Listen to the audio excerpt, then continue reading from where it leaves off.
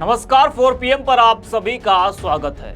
UP की 10 विधानसभा सीटों पर उपचुनाव होना है, जिसको लेकर तैयारियां तेजी से चल रही हैं। मुख्य मुकाबला इंडिया और एनडीए गठबंधन के बीच ही होना है। ऐसे तो मायावती भी मैदान में आ गई हैं, चंद्रशेखर आजाद भी हैं मैदान में, लेकिन जो मुख्य मुकाबला है वो इंडिया और एनडीए गठबंधन के बीच में ही देखने को मिलेगा। इस वक्त तो उत्तर प्रदेश में इंडिया गठबंधन काफी मजबूत स्थिति में है, खासकर समाजवादी पार्टी। उसका वोट प्रतिशत काफी बढ़ा है। लोकसभा चुनाव में जिस तरह से यूपी में सपा कांग्रेस का प्रदर्शन रहा, सपा को सबसे अधिक सीटें मिली, तो उससे समाजवादी पार्टी और कांग्रेस इस वक्त गदगद है और उसके हौसले बुलंद हैं। तो उपचुनाव को लेकर इंडिया गठबंधन इस वक्त पूरी तरह से तैयार है। बीजेपी के लिए ये उपचुनाव आसान नहीं होने वाला है। उसके सामने कई चुनौतियां हैं। एक तो अंदर खाने जिस तरीके से घमासान मचा है उसको लेकर, दूसरा लोकसभा चुनाव में जिस तरीके से प्रदर्शन रहा बीजेपी का, एनडीए का उत्तर प्रदेश में, तो ये उपचुनाव बीजेपी के लिए आसान बिल्कुल भी नहीं होने वाला है। वहीं सभी 10 सीटों के लिए सभी दल प्रत्याशी भी तय करने में लगे हैं। सभी दल जो है इन 10 सीटों के लिए प्रत्याशी खोज रही है। सपा अध्यक्ष अखिलेश यादव की करहल सीट पर सपा तेज प्रताप यादव को उतारने की तैयारी कर रही है। तेज प्रताप यादव को पहले कन्नौज सीट से लोकसभा चुनाव का टिकट दिया गया था, लेकिन बाद में कन्नौज से अखिलेश यादव ने चुनाव लड़ा और वो जीत गए, यानी कि तेज प्रताप यादव का टिकट कन्नौज से कट गया था। बता दें कि लोकसभा चुनाव में अखिलेश यादव के लिए कन्नौज सीट पर तेज प्रताप यादव का टिकट काटा गया था। अब पार्टी उनको करहल विधानसभा सीट से लड़ाकर इसकी भरपाई करने की तैयारी कर रही है। तेज प्रताप यादव 2014 के लोकसभा चुनाव में मैनपुरी से सांसद बने थे और इस साल हुए लोकसभा चुनाव में पार्टी ने उनको कन्नौज से प्रत्याशी घोषित किया था, लेकिन उसके बाद उनके स्थान पर अखिलेश यादव ने चुनाव लड़ा और वो जीत गए।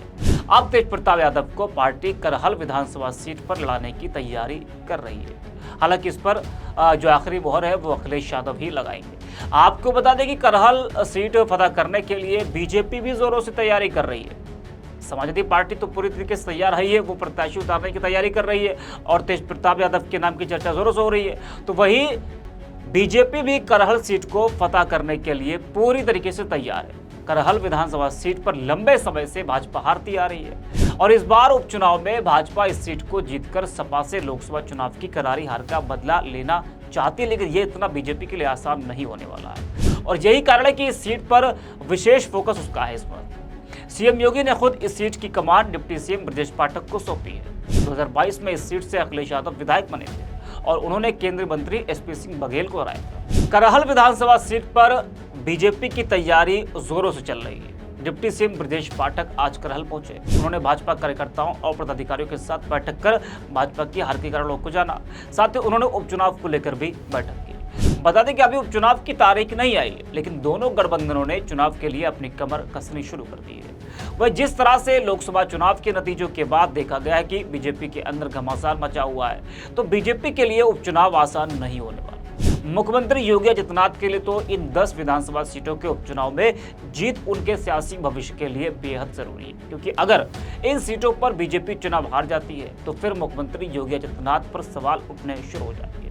वहीं अखिलेश यादव अपने लोकसभा की जीत के मोमेंटम को इस उपचुनाव में भी बनाए रखना चाहेंगे। बता दें कि मुख्यमंत्री योगी आदित्यनाथ ने उपचुनाव की कमान अपने हाथ में ले ली है। दरअसल योगी आदित्यनाथ को मालूम है कि अगर इन उपचुनावों में पार्टी की हार होती है तो फिर हार का ठीकरा उनके सिर पर फोड़ दिया जाएगा, इसलिए कमान उन्होंने अपने हाथों में ले रखी है। अब उन 10 सीटों के नाम भी मैं आपको बता दूं जहां विधानसभा उपचुनाव होना है। करहल, मिल्कीपुर, कटेरी, कुंदरकी, गाजियाबाद, खैर, मीरापुर, फूलपुर, मजवा और सीसामऊ, ये वो 10 सीटें हैं जहां उपचुनाव हो रहा है और इन 10 सीटों पर सभी दलों ने अपने प्रत्याशियों की खोज भी शुरू कर दी है। इस वीडियो में इतना ही। आप देखते रहिए 4 PM।